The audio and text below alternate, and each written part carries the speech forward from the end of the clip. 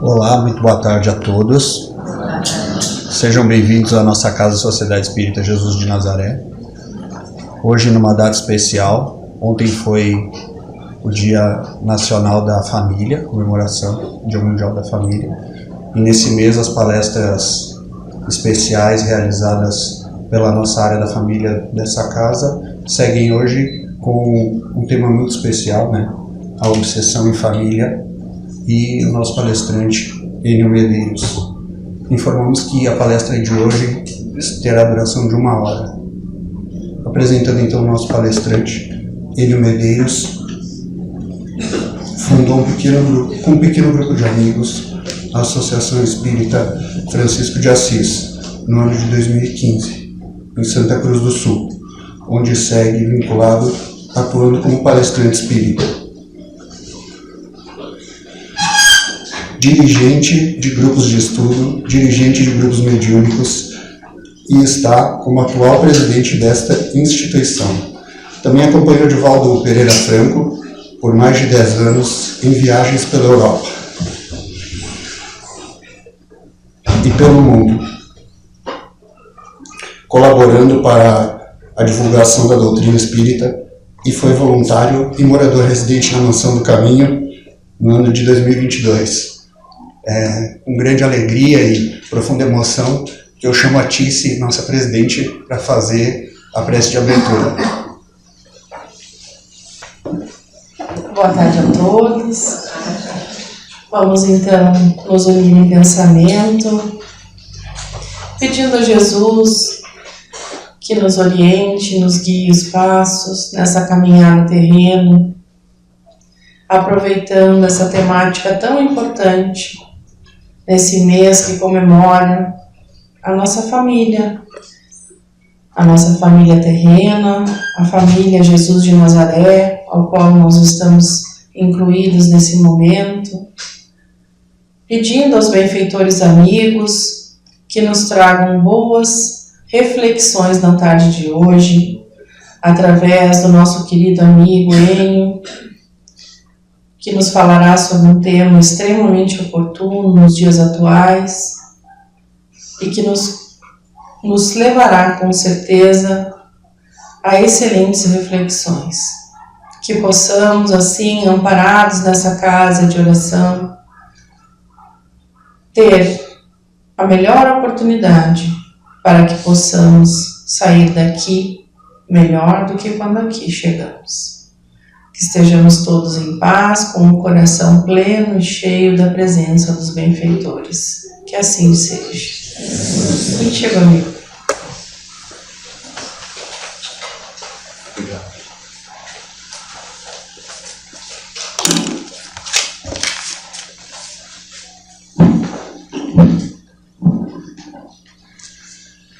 Queridos irmãos, queridas irmãs, que a paz do divino amigo Jesus possa estar envolvendo a todos nós. Gostaria de dizer que estou muito feliz, muito contente por poder retornar a esta casa veneranda, que é sem dúvida um foco de luz nesta comunidade, porque abre as suas portas a todos que aqui viemos para falar do Espírito, para falar do ser que nós somos. E isso é algo incomum, porque nas nossas vidas nós buscamos conteúdos de várias formas quando nós estudamos uma matéria específica, quando nós nos formamos em engenharia, em ciências contábeis, seja lá o que for, conteúdos importantíssimos e válidos por um período. Mas quando nós estudamos o Espírito imortal, nós estamos falando do ser que somos. Nós não estamos falando de um segmento. Nós não estamos falando de um conteúdo que vai nos servir por um tempo, por uma época, por um período. Quando nós estudamos o Espírito, nós estamos buscando uma informação e um conhecimento que nós vamos levar conosco para a eternidade. Porque quando essa vida se encerrar, esse período breve que nós estamos no corpo, nós vamos despertar no além e esse conteúdo estará conosco. Hoje nós vamos falar da obsessão na família, que se dá no indivíduo que está lá na família.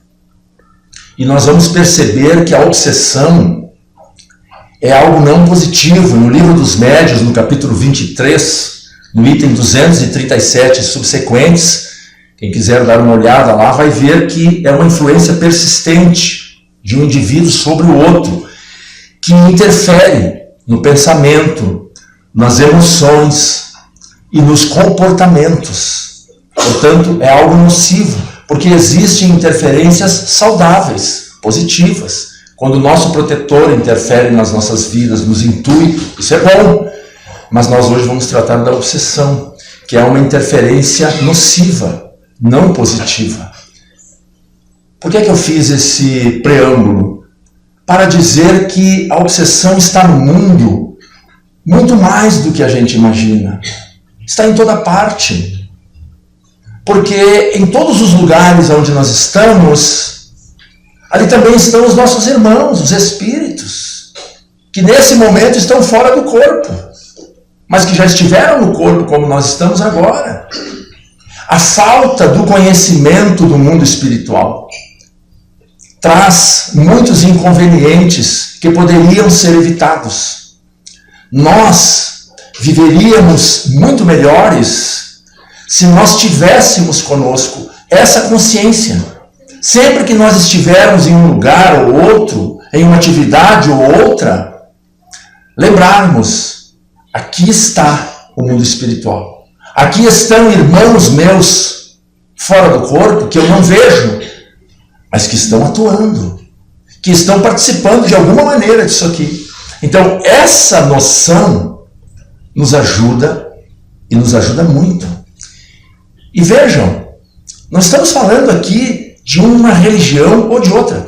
Nós não estamos falando do rótulo. Nós estamos falando do ser que pensa. Que somos todos nós. Percebem, meus irmãos, que quando nós falamos do espírito imortal, nós estamos falando de todos. De todos. Porque médiuns, que são esses irmãos que têm essa antena sensitiva, os há em toda parte. Em todas as religiões. Então, nós nos colocamos muito ingenuamente, na maioria das vezes, muito infantis nestas questões. Deveríamos investir no conhecimento do Espírito. Deveríamos começar a despertar para essas questões. Muitas vezes, pensamentos ocorrem nas nossas mentes que não são nossos. Mas como assim? E nós vamos ver. Então é um desafio começarmos a olhar essas questões espirituais, que são sutis. Porque diferentemente de um objeto que eu pego e olho, quando nós falamos das questões espirituais, elas estão no ar.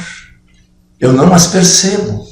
Mas com um pouquinho de atenção e de conhecimento, é possível nós começarmos a nos darmos conta disso e, consequentemente, a atuarmos e não sermos simplesmente levados. Então, todos nós estamos hoje aqui reencarnados. Todos nós. Já temos várias existências no pretérito. Desde o princípio lá atrás, em que fomos criados simples e ignorantes, viemos reencarnando em diversas situações, desenvolvendo experiências. E é claro que ao longo desse caminho, muitos equívocos, muitos erros e muitos acertos também. Eu acho bem positivo a gente perceber isso, porque às vezes parece que nós não podemos errar. Não, o erro faz parte do nosso cardápio existencial. Porque se não fosse assim, o Criador teria nos feito perfeitos. E Ele nos criou simples e ignorantes, para que nós possamos desenvolver uma caminhada direcionados à luz. Porque nós somos filhos do amor, nós somos filhos de Deus. Todos trazemos essa luz dentro de nós que precisa brilhar. E para isso ela precisa ser trabalhada. Nós precisamos trabalhar. E é isso que nós estamos aqui fazendo. Eu gosto sempre de trazer esse histórico para nos posicionarmos. Que somos nós, afinal? Seres falíveis. Que vamos errar, que vamos acertar, que vamos tropeçar, que vamos cair. Para nós chegarmos até aqui. Hoje nós estamos aqui com um somatório de experiências. E, não por acaso, nós estamos num contexto. Não por acaso nós estamos com aquelas pessoas. Embora eu sei que muitos aqui já pensaram, já se questionaram em determinada situação na família, no lar, botaram a mão na cintura e disseram assim, mas não é possível, eu devo estar na família errada. Nada disso. Nós vamos vendo que tudo se encadeia, embora não pareça. Às vezes a gente até se questiona, mas será? Porque como é que pode? É meu irmão, o mesmo pai que a ele educou, a mim educou, e é tão diferente às vezes. Nem parece que nós somos irmãos, nem parece que nós estamos no mesmo núcleo, no mesmo contexto. E a gente percebe que foi essa caminhada até aqui, que nos trouxe até aqui, que a gente foi tomando escolhas, foi tomando decisões e caminhos, e que foi compondo cada um. Então cada um de nós somos um conjunto de vivências, e precisamos lidar. Então nós estamos ali, não raro, no lar, na família consanguínea, com seres, muitos deles, que foram desavenças no passado. Eu estou falando desavenças, mas eu poderia deixar ela bem mais pesada, essa palavra. Desavenças, assim, é algo suave. Mas, por exemplo, eu posso ter tirado a vida. Eu posso, numa outra existência, ter sido aquele fazendeiro que fazia divisa com o vizinho, e quando o vizinho facilitou, eu montei uma armadilha e tirei a vida dele para ficar com as terras. Pode acontecer. E hoje é um filho. E é claro, não precisa ser muito inteligente para entender que vai ser um filho que vai ser exigido dele e de mim. Mas como ele, se a gente não lembra o que foi, realmente a gente não lembra. E que bom que a gente não lembra. Já pensaram se a gente lembrasse? A gente olhasse para o sujeito e dissesse, será que ele não vai me espreitar de novo? E quando é um filho? E quando é uma relação entre mãe e filho, ou pai e filho, que a mãe sente às vezes um tal sentimento, e ela como mãe, ela sabe que não pode ter aquele sentimento. Meu Deus, mas que sentimento é esse? Eu amo, ele saiu do meu ventre. Mas nós trazemos os registros conosco de tudo que nós vivemos. Quando hoje eu faço algo a alguém, vamos supor assim que eu agrida a uma pessoa, no perispírito dele está a agressão sentida e no meu está a agressão cometida. Esses registros, meus irmãos, eles ficam grafados no nosso perispírito e eles vão conosco aonde nós formos. Então já imaginamos, olha só, hoje no lar a gente levanta, senta à mesa para tomar café da manhã, aí vem aquele filho que nós amamos, sem dúvida nós amamos, mas é um cidadão do passado que a convivência foi complexa, foi complicada. E ele senta para tomar café e eu sinto algo dentro de mim que eu não consigo entender, quanto mais explicar. São esses registros no perispírito que gritam. Em mim a agressão cometida e nele a agressão sentida. Então percebam que desafio. Mas por outro lado não podia ser de outra forma. Como é que eu iria reajustar-me com ele? Eu aqui em Caxias e ele lá no Japão? Não. No mesmo lar. No mesmo lar.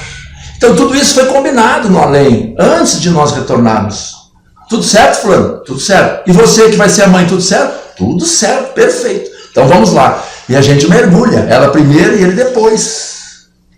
E hoje nós estamos aqui, diante destas situações. Não lembramos, mas os desafios se fazem. Então é nesse sentido que o lar é um laboratório. E o que é que se realiza num laboratório? Experiências. Então o lar é um laboratório de almas. experiências de almas, aonde estaremos, eles, nós, ali reunidos no cadinho doméstico. Tudo bem até aqui? Tudo bem. Porém, vamos complicar um pouco então, porque tudo a gente sempre complica. O Livro dos Espíritos, pergunta 459. Allan Kardec pergunta, escuta, os espíritos interferem nos nossos pensamentos, nas nossas ações? E os espíritos respondem, sim, muito mais do que você pensa. Interferem a tal ponto que muitas vezes são eles quem nos dirigem. E aí a gente vê que essa interferência ela existe e ela pode ser muito intensa, muito grande. Mas como é que isso se dá se eu não enxergo? Como é que eu vou saber que tem um espírito aqui que está querendo interferir na minha maneira de proceder? Eu não enxergo ele. Como é que isso se dá? Pelo pensamento. Sempre o pensamento. Quando nós falamos em espírito, o pensamento. É através do pensamento que essas interferências vão se dando. Então, vamos voltar para o laboratório do lar. Vamos ver aqueles seres ali em reajuste. Eu esqueci um detalhe. Nem sempre são só desafetos. Por favor, né? Afinal, Deus é amor. Então também tem aquele filho amado que é a meiguice em pessoa. Que no programa reencarnatório foi contemplado para auxiliar aqueles pais e também o irmão ou a mãe. Então não são só desafios difíceis. Também tem aqueles amores que estão ali contribuindo para toda essa sistemática. Mas, então, além dessa questão entre os que ali estamos, toda essa questão do mundo invisível. Inimigos do passado. Porque é natural que ao longo dessa caminhada até aqui, a gente tenha procedido mal em algumas vezes. Então, não raro, deixamos um inimigo ali, um inimigo aqui. Isso faz parte. Mas eu sempre gosto de frisar, esse inimigo... A gente tem um mau costume de achar assim, que esse inimigo é o mal e nós somos o bem. Não, ele é um filho de Deus, ele é nosso irmão. Porque no fundo nós somos todos espíritos em evolução. Então vamos olhar aquele que está hoje como cobrador, que está hoje botando o pé para a gente tropeçar e bater com a cara no chão, nosso irmão. Vamos olhar que ele tem tantos direitos e está buscando evoluir quanto nós. Porque senão a gente sempre fica, não, o obsessor é o mal, eu sou o bom. Não, nós somos todos seres em evolução. Então, esse contexto ele se complica um pouco porque não são só aqueles da família. Existem então essas interferências.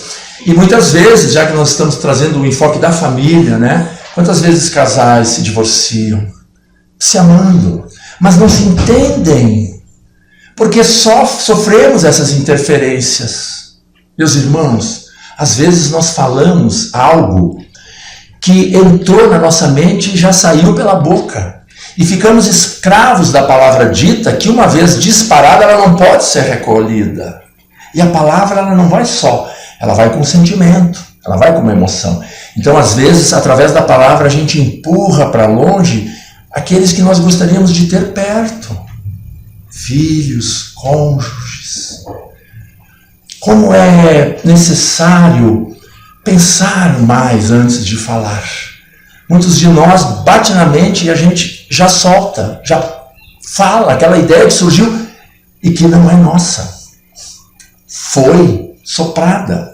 Ela adentrou na nossa mente. E a gente agasalhou ela e já colocou. E já gerou problema. Porque aquela frase que a gente colocou sem pensar é justamente o que machuca aquele que está na nossa frente, ali no lar. Claro que vale para todas as situações. Então, com muita facilidade se criam essas questões. Divórcios acontecem, separações, desavenças entre pais e filhos, porque nós estamos ali naquele convívio intenso para reajustamento, como oportunidade, trazendo cada qual as suas diferenças. Então, sem dúvida, que se trata de um grande desafio. E ter esse conhecimento faz diferença. Porque nós olhamos com mais cuidado, com mais cautela. Porque falar algo nós sempre podemos. Nós podemos pensar, analisar e colocar. Mas depois que nós falamos, às vezes naquele calor da emoção, com aquela raiva fraternal, porque nós somos espíritas, e afastamos a pessoa. E depois temos dificuldade em reaver. Às vezes pessoas que se amam ficam anos sem conviver, sem se falar, por causa de coisas que foram ditas de uma forma assim. Também a obsessão em crianças, porque aquela criancinha dócil é também um espírito imortal. Também às vezes traz essas bagagens, e às vezes bagagens complicadas, difíceis, porque estamos todos aqui para evoluir. E os espíritos perturbam. Às vezes a criança tem uma sensibilidade, são instrumentos de perturbação na família. Aí o cuidado, né, para trazer para a evangelização, para ele ser atendido, para ter um canal para se expressar, tomar passe e assim por diante. Mas aí tem duas coisas bem interessantes. Uma delas é a sonoterapia. Então se eu vi que o meu filhinho, se eu estou com dificuldades, eu vou aproveitar quando ele dorme, porque o corpo é que repousa. Logo que ele adormece, o espírito está próximo. Então eu sento à cama e ele dormindo, eu converso baixinho, digo: meu filho, a gente não tem se entendido muito bem, mas eu te amo. Eu quero que tu saiba que se eu não estou acertando, mas eu quero acertar. Nós vamos dar certo. Eu vou me empenhar. O corpo está ali, ele está dormindo, mas o espírito está vinculado. Ele está observando aquilo e lentamente vai trabalhando. Vai desfazendo aqueles nós, lentamente. Então é um bom corredor. Outra técnica é perceber essas questões e nunca tentar resolver na hora o conflito. Porque quando nós estamos sob essa interferência, quando aquele calor está ali, não é o momento. Então seria muito eficiente nos afastarmos de uma forma tranquila, sairmos do cômodo. Se nós não conseguirmos nos conter, vamos para um outro cômodo ou vamos fazer outra coisa. Depois, num outro momento, a gente pode sentar, porque aí já não tem mais aquela interferência.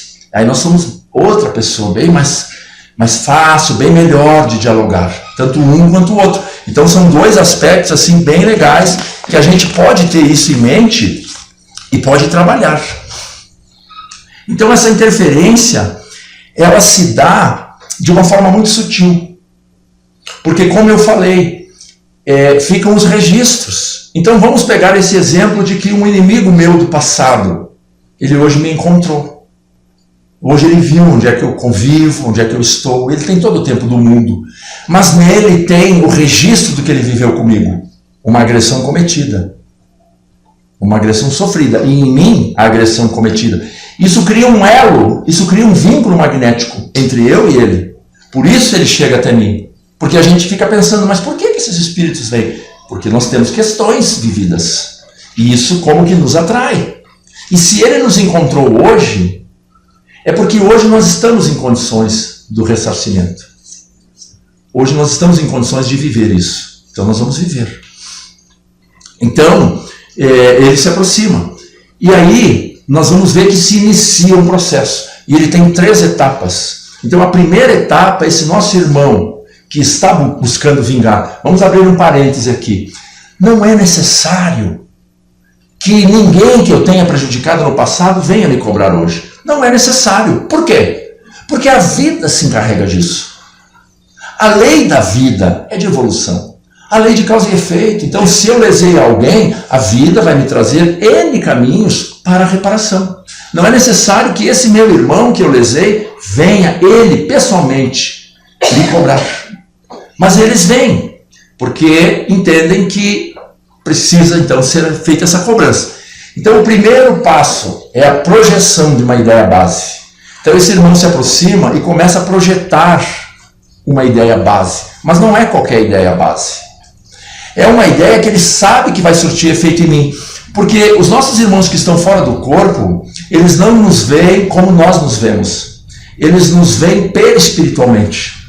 Quando o irmão desse se aproxima, ele sabe que a minha questão é no orgulho.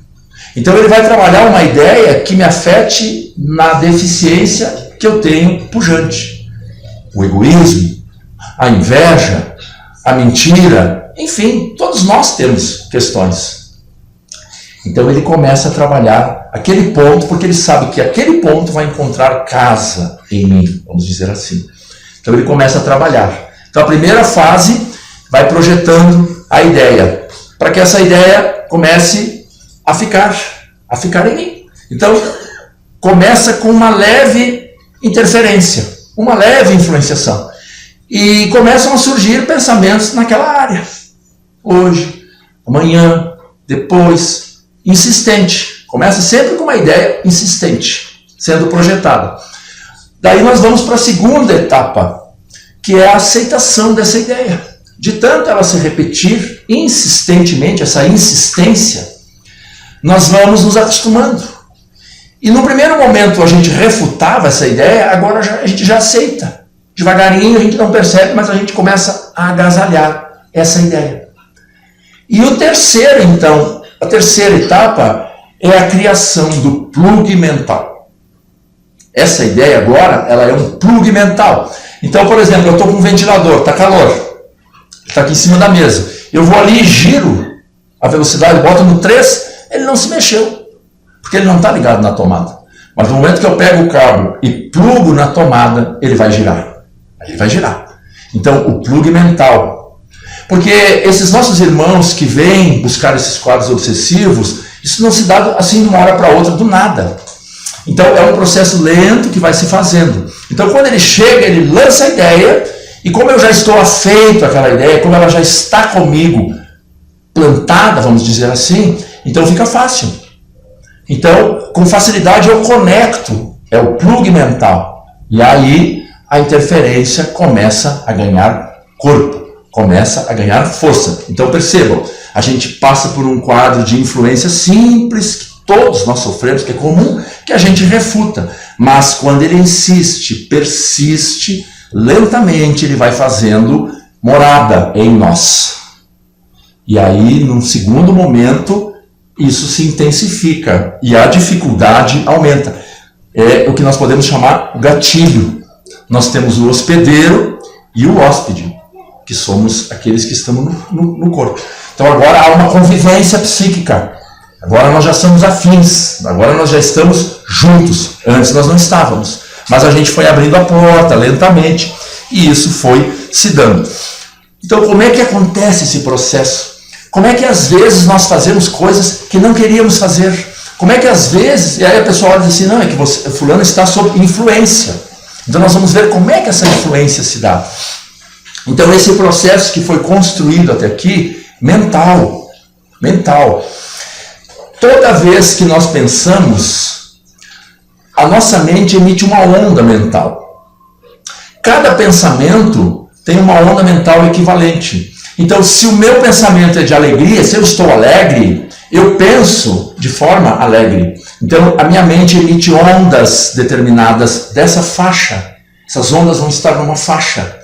Se eu estou triste, se eu estou com raiva, é outro tipo de onda mental. Então esse irmão, ele chega perto, a gente já tem uma convivência psíquica, porque vem sendo criada há meses, faz essa questão do plug mental, e eu entro numa faixa, eu caio de humor, e me irrito, porque a minha dificuldade é a irritabilidade com a falta de paciência. Quando eu me irrito, eu estou com a mente agora numa faixa que eu não estava. Porque de manhã eu estava alegre, eu estava jovial, mas agora aconteceram situações em que eu me irritei. Então nesse momento nós estamos convivendo psiquicamente. Eu não vejo. As ondas mentais, elas são idênticas, porque nós estamos na mesma faixa. Eu estou irritado e ele também, querendo se vingar. Então nós estamos convivendo psiquicamente. Ele me trouxe para onde ele está. Porque eu estava aqui, alegrinho, tranquilo, mas aconteceu um evento que ele participou e eu desci mentalmente. Quando essas ondas mentais são idênticas, elas se sobrepõem, elas se acoplam, como se duas fossem uma, como se duas mentes pensando fôssemos uma só. Nesse processo, aquela mente que vibrar, que intencionar com mais intensidade, se sobrepõe e domina a outra.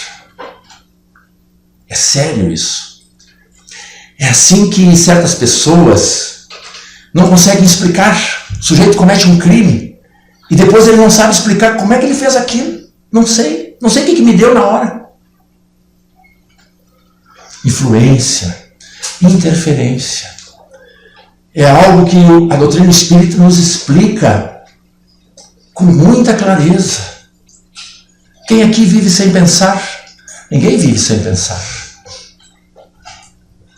Cada um de nós somos resultado do que nós pensamos. Uma pessoa que pensa bem, vive bem. Uma pessoa que pensa mal, vive mal. Buda dizia, ser humano, a mente humana é como um macaco louco pulando de galho em galho. É um retrato perfeito nosso. Com raríssimas exceções, nós estamos numa faixa de evolução que nos perdemos com muita facilidade. Eu tenho dito em palestras, a gente no verão, quando está calor, a gente toma 3 banhos por dia. E a mente? Quando é que a gente limpa a mente? Porque a nossa mente é bombardeada de pensamentos. Então uma hora eu estou aqui, outra hora eu já estou lá. Vocês percebem que a gente muda com muita facilidade. Nós somos levados. E um carro ladeira abaixo sem motorista é um perigo. Ou o motorista desatento olhando para o lado. Pode ser que ele feche uma árvore, pode ser que ele atropele alguém.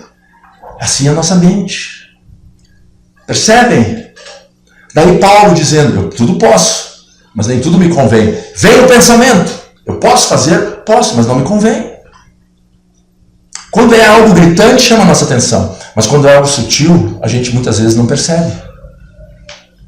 Então sempre estabelecer ao bom senso. Quando vem vontade de falar alguma coisa, analisa se aquilo é positivo. Ou se aquilo vai gerar um constrangimento ou uma situação delicada. Meus irmãos, nós percebemos aqui quão grande é o desafio. Nós podemos dizer que o verdadeiro desafio do ser humano não é vencer o outro. Porque isso a gente tem feito. Conquistas e mais conquistas. O desafio nosso é vencermos a nós mesmos. É ter a vontade e compreender que não é saudável executar essa vontade. É se conter. É renunciar a determinadas situações, porque eu sei que existe um mundo ao meu redor que eu não vejo e que interfere sobre mim. Então, lentamente, nós saímos de um quadro de simples influência que pode ir aumentando, e aumentando muito, a chegar a um ponto de nós sermos levados a executar tal coisas. Uma vez conversando com o Divaldo Franco, nós falávamos sobre os suicidas, esses nossos irmãos que, em infelicidade, cometem o extermínio da própria vida. E aí ele virou e disse uma palavra que eu nunca tinha escutado. Ele disse, meu filho, mas muitos são suicidados. Eu disse, como assim? O que é isso? São levados ao suicídio.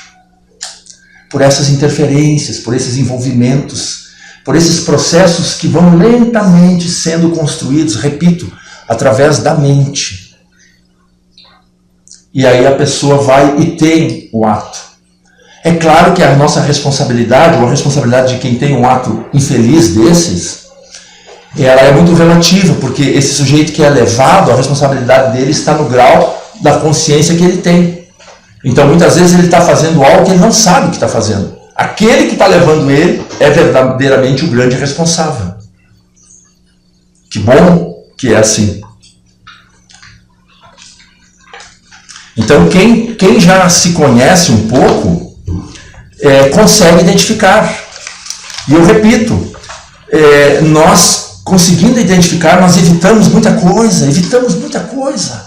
Porque às vezes não existe nada. E essa interferência também está no meu irmão. Então ele fala algo que me machuca. E que possivelmente ele nem queria, não era aquilo que ele queria falar. Mas ele sofreu também essa interferência e falou. E se nós não tivermos um freio, eu vou falar outra coisa e ele outra, e daqui a pouco nós estamos brigando e até nos agredindo. E é assim que acontece muitas vezes. Por isso, retomando a fala do início, esse conhecimento nos ajuda, e ajuda muito, muito. Fazer o exercício, quando a pessoa fala, por que ele está falando isso? E não tenta resolver na hora. Num outro momento, com calma, a gente senta e conversa. É outra conversa. Porque aí essa interferência já passou. Daí nós já estamos numa outra faixa mental, saudável, e poderemos conversar civilizadamente e resolver as nossas diferenças como é natural, não na hora. Cada um precisa se olhar e se conhecer. Aliás, esse é o grande desafio. Nós, criaturas humanas, estamos fazendo o oposto, nós estamos viajando para fora. Não é verdade? Nós estamos viajando para fora. Nós estamos mergulhando num mundo que não nos oferece harmonia e paz. Porque é um mundo agitado. É um mundo de concorrência, de ansiedade, de competição, que faz parte nós estarmos nele. Mas ele está nos engolindo. Esse mundo está nos engolindo. E a gente não está percebendo que esse mundo de fora, ele não nos dá o que nós precisamos para ter harmonia interior e equilíbrio emocional. Porque Jesus já nos advertiu lá atrás, o reino de Deus está dentro de vós. E poucos de nós temos viajado para dentro, que é onde está a fonte de reabastecimento. Porque existem condições que nós não as temos, mas que precisamos. O que fazer? Buscar. Logo em seguida nós vamos ver aonde buscar. Porque nós que aqui nos encontramos somos espíritos em evolução. Nós estamos muito mais próximos do princípio do que da meta, que é a perfeição. Então, no nosso caso, precisamos fazer um esforço grande para conquistar uma certa harmonia interior. Porque ela não é perene em nós. E a gente, com muita facilidade, perde o equilíbrio emocional. Vou dizer de outra forma. Nós somos pessoas muito boas, até que alguém nos contraria. Aí a gente mostra um lado nosso que muitas vezes nem a gente conhecia. E alguém que está do lado diz, nossa, onde é que estava esse leão? De onde veio essa fera? Veio das questões instintivas que nós trazemos. É muito racional. Lá atrás, quando nós fomos criados, a nossa essência era primitiva, era instintiva. Éramos aqueles que matávamos para não morrer. Ao longo dos procênios, a gente vem reencarnando, vem evoluindo, vem aprendendo, errando, acertando, e a gente vem transformando esses instintos em sentimentos, em emoções, mas não completamente. Então eles ainda estão conosco. Tem uma expressão que diz assim, a gente abre a caixa de ferramenta e mostra esse lado instintivo, através do verbo, e a gente se transforma. Então tem que cuidar. Porque esse leão dorme no porãozinho de cada um de nós. Dependendo da circunstância, ele aparece. E a gente fica valente pra caramba. Então, precisamos ter cuidado. Porque, apesar de estarmos no corpo, o espírito, o ser que pensa, é que comanda. Não é o corpo. Porque estar no corpo é um desafio. Não sei se vocês já pensaram. Porque o corpo é uma máquina. E ela tem um quimismo, um funcionamento. Então, quando alguém vem e me agride com palavras, a maquinária começa a produzir adrenalina e joga na corrente sanguínea. E o nosso coração acelera e a gente tem o ímpeto de agredir. Porque isso nós trazemos em nós. Mas aí o ser que pensa, que comanda a máquina, diz, calma, calma, espera. Talvez ele seja alguém que está doente. Talvez ele esteja com problemas que você não sabe. Calma. Aí essa mesma máquina joga fora a adrenalina e começa agora a produzir o cortisol. E aí a pressão lentamente volta ao normal, nosso coração se acalma. Tá bom, tudo bem, vamos ver. E a gente não reage e segue. Porque a gente já se deu conta que nós não somos a máquina. Nós estamos nela. E que não é ela que nos leva.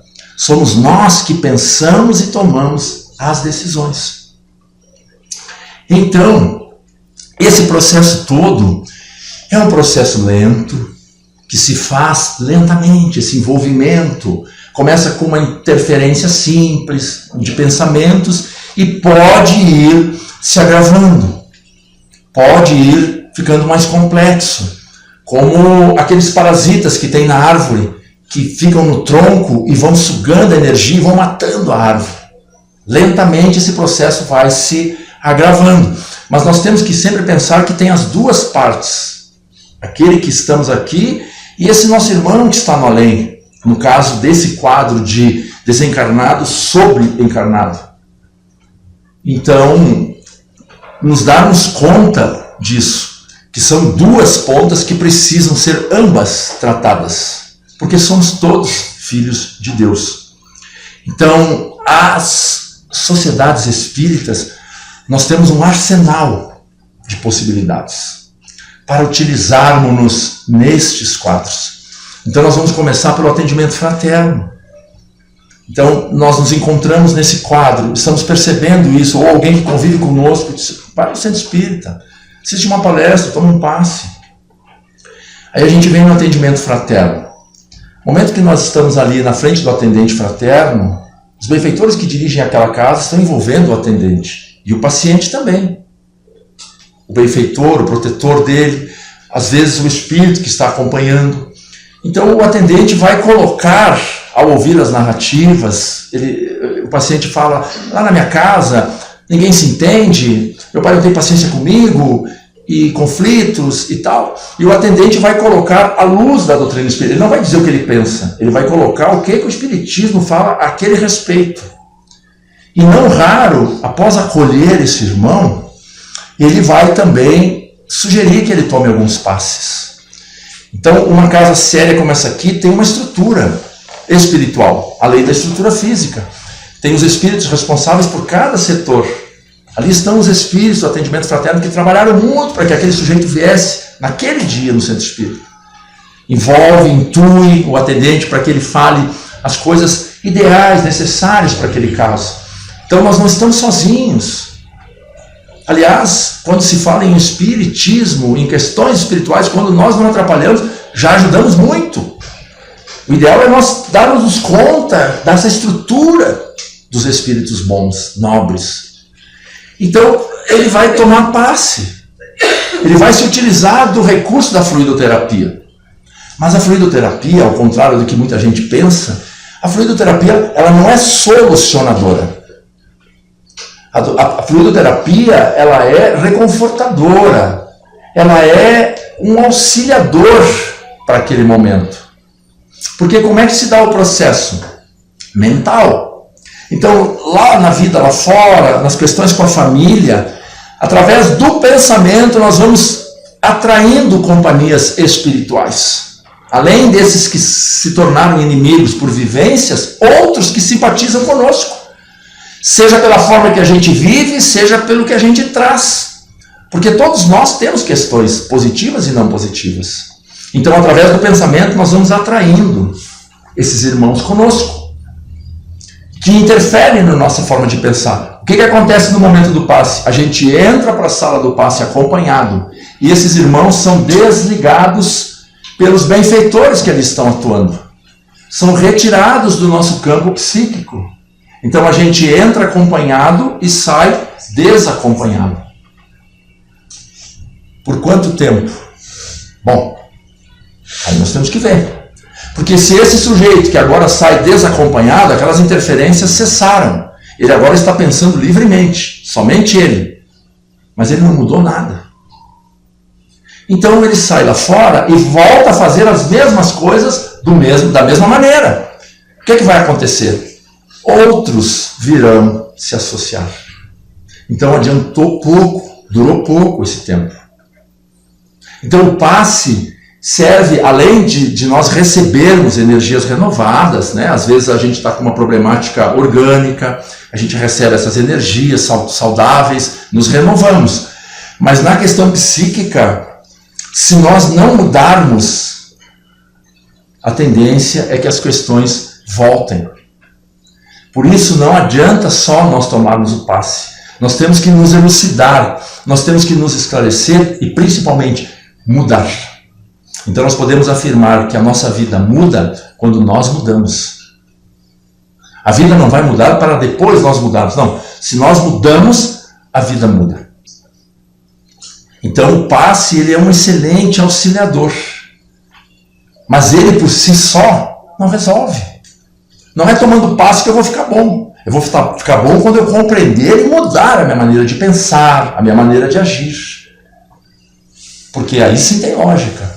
Eu faço um movimento porque eu desperto, porque eu me dou conta, eu faço um movimento e mudo. E aquelas companhias já não me atingem mais, elas já não me alcançam mais, porque eu mudei. Eu não tenho mais aqueles hábitos, eu agora estou me olhando mais, estou cuidando mais, e estou evitando certos ambientes, certas situações, porque eu não quero me complicar. Eu percebi, analisando, que quando eu vou em tal lugar, eu começo a me envolver com as situações lá e me complico. Então eu começo a evitar, eu começo a ter mais cuidado. Por quê? Porque eu estou olhando mais para mim. Eu estou me dando conta dessas questões. Então lentamente isso vai mudando. Um outro fator, a palestra pública. Eu venho para a palestra e aquela companhia espiritual que está tentando interferir, vem junto. E ambos ouvimos. Sentamos e ouvimos a elucidação do palestrante, trazendo. Então, lentamente, nós vamos nos esclarecendo. Eu e aquele irmão que está me acompanhando. Irmão, mas eu tenho um problema. Eu sento e cochilo e durmo. Pode ser uma interferência desse que está me acompanhando, para que eu adormeça, entorpeça e não perceba os conteúdos. Porque daí eu não mudo. Porque o que nos ajuda a mudar, a alterar o nível de consciência é a informação. Quando eu tenho acesso à informação, eu passo a saber o que antes eu não sabia. Então eu tenho conhecimento. Bom, mas isso não quer dizer muita coisa. Não, eu agora sei o que antes não sabia. Ok, mas o que você vai fazer com esse conhecimento? Eu vou tentar pôr ele em prática. Muito bem. Vai conseguir? Talvez sim, talvez não. Porque eu vou começar a fazer coisas que eu não fazia. Então a mudança sempre é um pouco difícil. Mas isso faz parte do processo. Só que agora eu sei. Antes eu não sabia. Então eu começo a tentar executar. Percebo que não funciona. Estudo mais, ouço mais, aprimoro. Começo a agir com mais acerto. E vou insistindo. Ali na frente eu percebo que eu não sou mais aquele. Eu agora sou assim. Eu já consegui me desfazer daquela inclinação negativa. A custo de esforço. Sinto dizer. Mas é necessário o esforço de cada um. A doutrina espírita nos dá o caminho. Entrar nele e seguir nele é nosso esforço, é nosso empenho, é nosso mérito. Então não é ninguém que vai vir, vai pôr as mãos e vai resolver a minha questão. Vou trazer boas energias, vou receber essas energias e vou me renovar para que eu desenvolva a caminhada. O processo ele é individual e intransferível. E por último, o Evangelho no lar. Meus irmãos, uma casa que ora é uma casa que abriu as suas portas para que o Cristo entrasse. Mas lá na minha casa sou só eu, ninguém quer fazer. Não tem problema nenhum. Façamos a sós, mas façamos. Vamos eleger um dia e um horário na semana. Mas por quê? Isso é algum ritual? Não, é que os nossos irmãos de além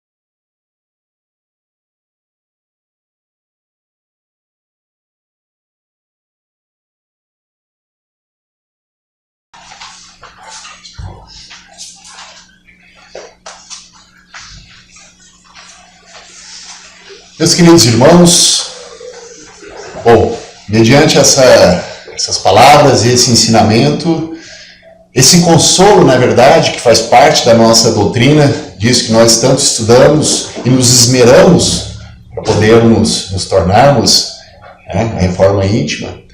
Então, com esse pensamento, com esse sentimento, eu convido a todos os nossos irmãos a se colocarem na melhor e mais confortável postura possível. Vamos fechar os nossos olhos e vamos aproveitar que aqui estamos nessa casa para nós recebermos essa energia, para nós recebermos essas benesses, que possa apaziguar os nossos corações, que nós possamos nos desconectar daquilo que essa semana nos perturbou, daquilo que nos tirou do nosso rumo, e nos reconectarmos com o nosso Mestre Jesus. Espiritualidade amiga, que aqui se faz presente, que está dando a cada um de nós aquilo que nós viemos buscar. Apazigue os nossos corações, ilumine as nossas mentes, e que possamos realmente sermos merecedores dessa paz, dessa ajuda e desse auxílio. Senhor Jesus, muito obrigado pelo dia de hoje, muito obrigado pela semana, muito obrigado pelas dificuldades que nós passamos, pois são elas que nos faz crescer e que nos faz olhar de uma forma diferente. Obrigado, Senhor, e que assim seja.